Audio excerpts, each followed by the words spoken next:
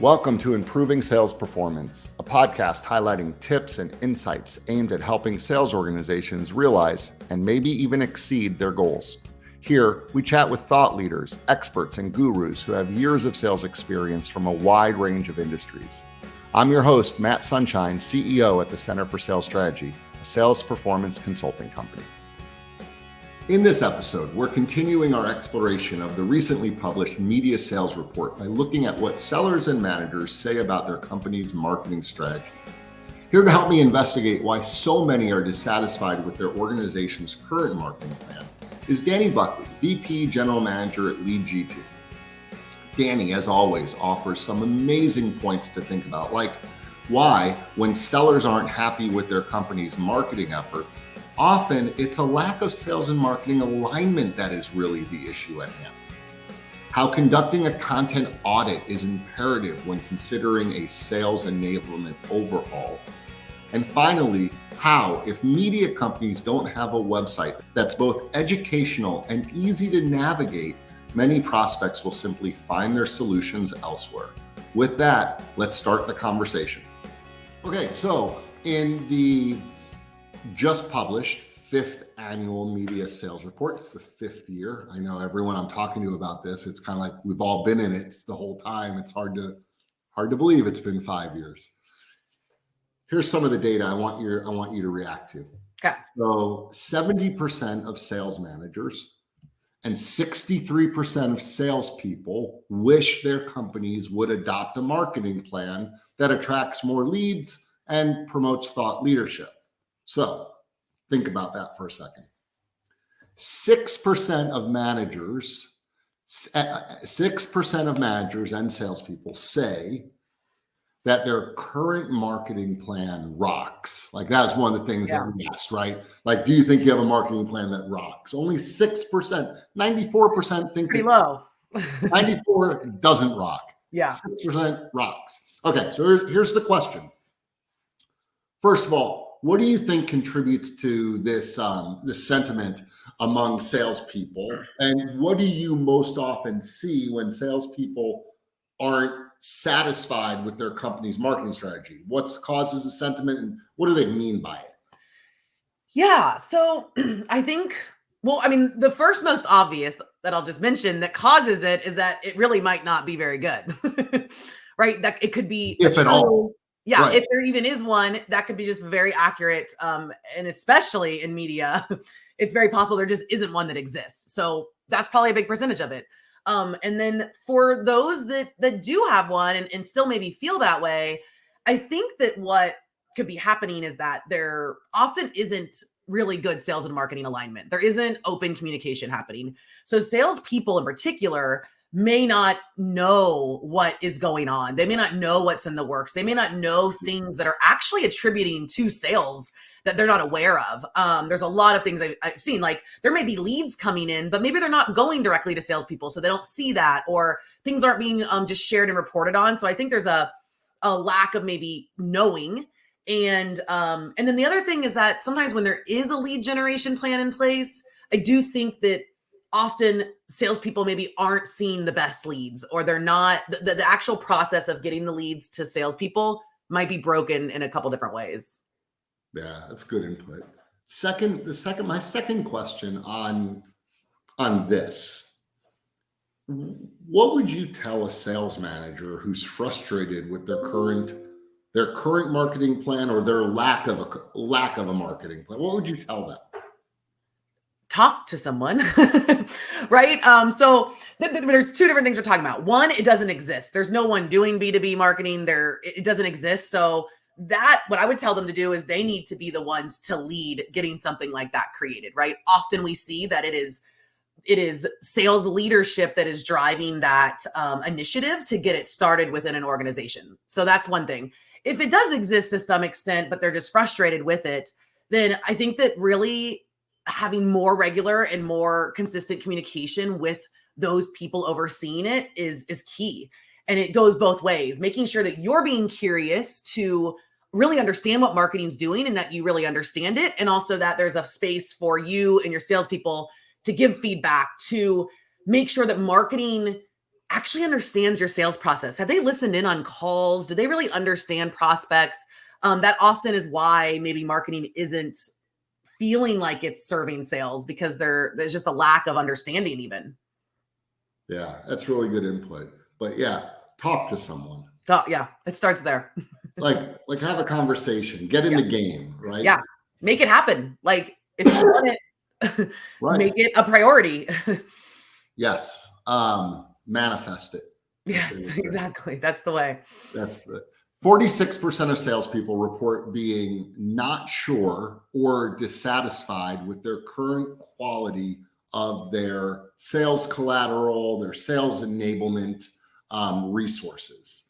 First question: how can organizations ensure that they're providing the best sales enablement possible for their sellers? What do you recommend? Yeah. Okay. So this is something I talk about a lot. So I feel passionate about it. The first thing I always recommend is do an actual content audit. Make sure you know what exists. I hear so often like, we don't have resources, we don't have content. And then someone's like, wait, we have these 50 things that Right. nobody uses. So make sure you actually know what's out there. And I like to just say, separate it. Good. This is stuff that's usable, that use it today. Stuff that needs to be updated, but it's good, or stuff that we need to throw out. I love that process. Do a content audit. So start there. And then talk to salespeople. That includes both group brainstorms and discussions, but also one-on-one conversations, because people share differently in those environments, and get their feedback, right? Find out what they need, what they find valuable, what they're learning in the sales process, things like that. And then I also think use technology. Track how sales enablement content resources are being used, right? Do you see there is technology that allows you to see which types of documents or videos are being viewed or shared, or actually get a prospect to open something. Use data to really know what is or isn't working, so that you're not just building things to build things when you don't actually know if you need it and if it's going to work. So same question, maybe a little different. Thinking specifically, what can a salesperson, someone who, not a sales leader, but a salesperson that is both frustrated that they don't have the sales enablement resources that they wish they had, but at the same time, let's not key in on the frustration. Rather, what can they do to better their situation? Should they look for something? Should they do something? Mm-hmm. Yeah, that's a good question. I think that, I mean, again, communication, tell someone what you're thinking. But to go even deeper on that, I would say, first off, make sure you're actually aware of and using the stuff that you have. And I say that again, because that can give you talking points and understanding to say, hey, I know we have these 3 case studies, but the reason I don't use them is because of XYZ. Or I love these things, but I could really use this. Like, I think the more specific of feedback that they can gather, and that could be as simple as keeping a post-it on your desk and jotting down the stuff you wish you had, or you notice you're sending an email and it would be awesome to have this thing. The more specific, the better. Yeah, I've heard you say this before, and I've heard others say it as well, not necessarily on this topic, but the same general thing is, make a list of all the things that you wish you had, be as specific as possible, and then prioritize them, knowing that you probably can't do everything. Yeah. So if you could only do one, which one would you do? If you only do, right? Yes. All right. You brought up case study videos, so let's go there. So 85% of salespeople, 66% of sales managers tell us that they don't have more than 2 case study videos. All right, so that's the setup. Okay. In your opinion, what are the reasons that sellers need to have video case studies at the ready? Yeah. Because video works. People love video. The data shows it. We see it across the board. Not to say that having things that aren't video doesn't work too, but like, video works. We see it time and time again. A prospect is more likely to watch a 60, 90-second video than they are to open and read a PDF, even if it's just 1 or 2 pages. So that's number one. Number two, there's just something more relatable, personable about seeing someone talk about their experience versus like, oh, a quote was pulled out and put on in writing. I just think there is some psychology to that, being able to see a person and it feels just more real and believable. But also I want to add that yes, it's important. And I do agree with the sentiment that we need more case study videos.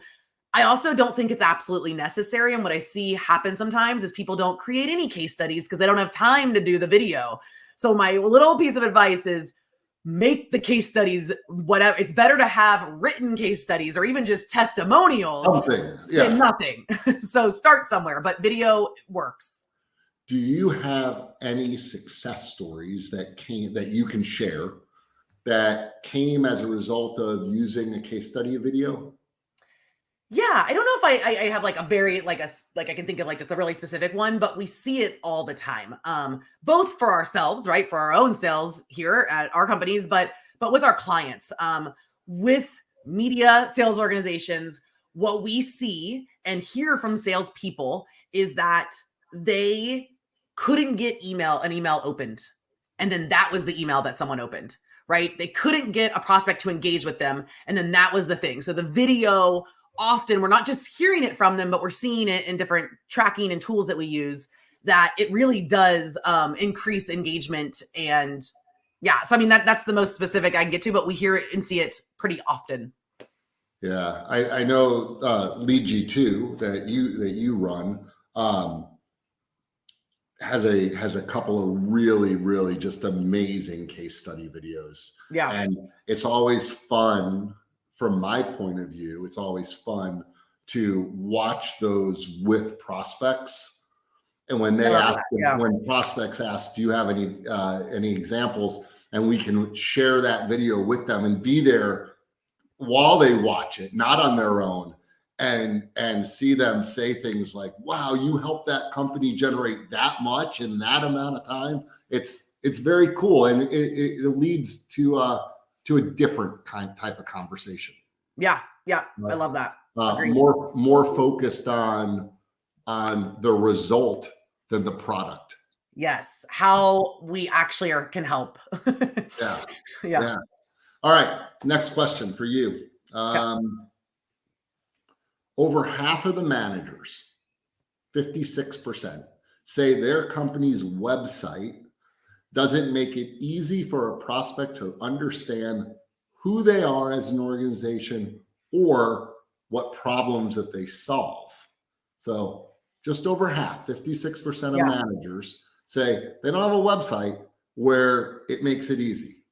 So in your opinion, why do organizations need to have a helpful website as their top priority? And especially because this is a media sales report. Yeah. Almost every media company, let's just put it out there. Every media company has a website, but it's usually audience facing, viewers or listeners. It's usually for that, readers.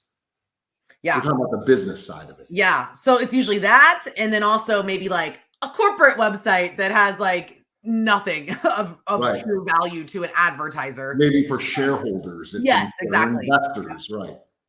You can see which markets they have. You can see, but it's so my first just opinion is that I feel like that number is lower than I would think it is. Because the truth is, I feel like if we looked at most media companies in the US but even globally, they don't have a strong B2B website that is advertiser facing. And why do I think this should be a top priority? I feel very strongly about this, as you know. It's your storefront. It's often the first thing a prospect or lead is going to see and learn about you. And the reason this matters is that the paradigm of sales has changed over the years. We know that it's been a while now that the power is in the buyer's hands, right? We have access as buyers and advertisers talking about here, right? To get so much information, do so much research, gather what they need before they talk to a salesperson. They typically do not want to talk to a salesperson until they're ready to talk to a salesperson. Back when I sold radio, which was now getting close to 15 years ago,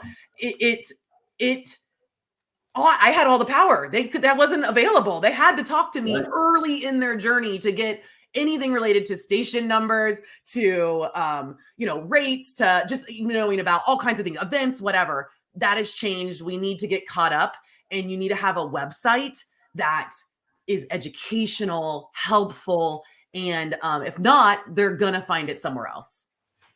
Yeah, I think we were together years ago when a manager said, boy, after kind of having a long conversation about this, their response was, I think I'd rather have one less salesperson and have a marketing engine that was producing leads and thought leadership and helping my current salespeople pull prospects through the funnel than anything else. And I think that you and I would agree with that, right? Yeah. We stand on that. We've talked about that for years and years. Any tips, any tricks, any advice you'd give to a sales leader or an organization, someone high at the organization whose site could stand to be a little more helpful for a business client-facing website? Yeah. So number one, make sure you have one. Make sure you actually have a B2B website that is advertiser facing. Be sure you really understand whoever's creating the website. Be sure that they really understand your best customers, your prospects, who your audience is, who you're talking to, what do they care about, what are the questions they have.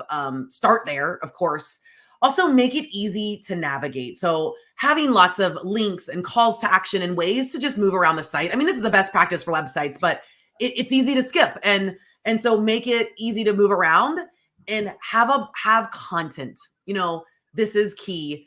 You need to be using that website to show your expertise, to highlight what you know, to be valuable to your community and to your market and to the people you work with, and show that.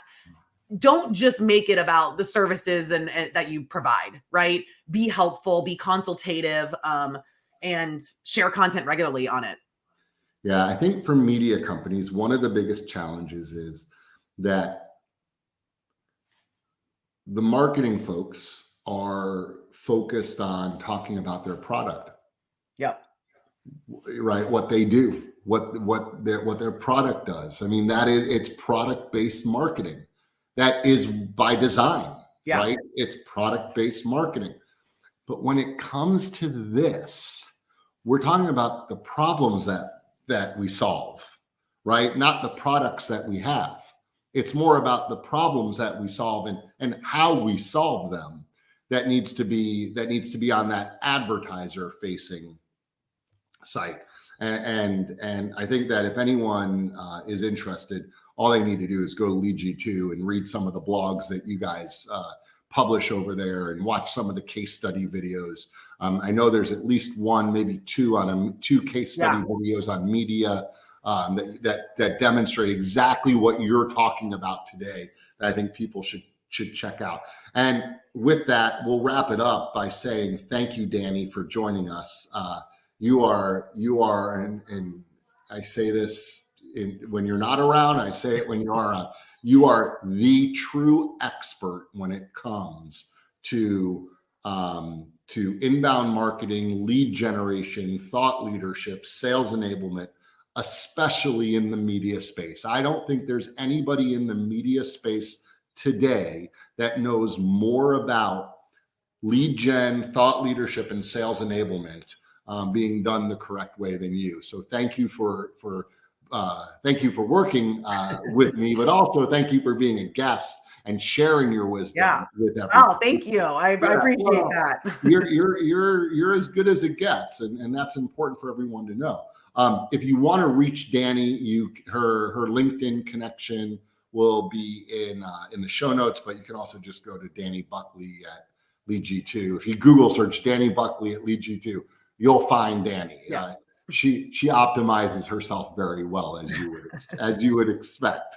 And thank you for joining us, and we'll see you again on the next episode of the Improving Sales Performance podcast. This has been Improving Sales Performance. Thanks for listening. If you like what you heard, join us every week by clicking the subscribe button. For more on the topics covered in the show, visit our website, thecenterforsalesstrategy.com. There, you can find helpful resources and content aimed at improving your sales performance.